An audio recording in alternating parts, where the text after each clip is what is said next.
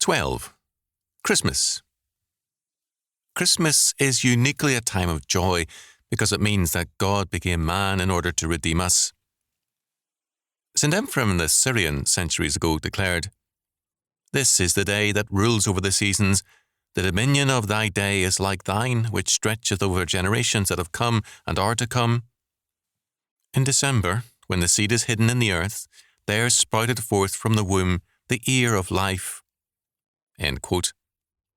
Christmas is a time of song because of the joy of salvation, and of gifts because God has given us the great gift of our Saviour. The season of coldness becomes the season of warmth and love.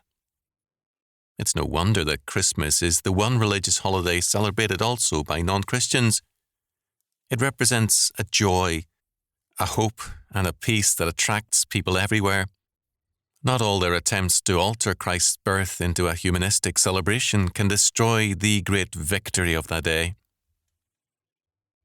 The Christmas carols are more than joyful songs.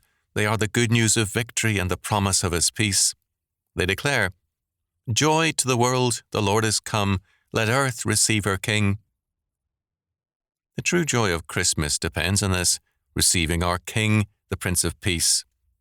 When He reigns over us, then His Spirit, peace and power reign in us.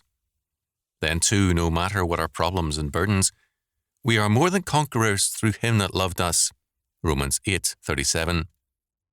Christmases will come and go on the calendar, but when we are reborn in Christ, the joy of His coming is always in us. Come, live in His joy.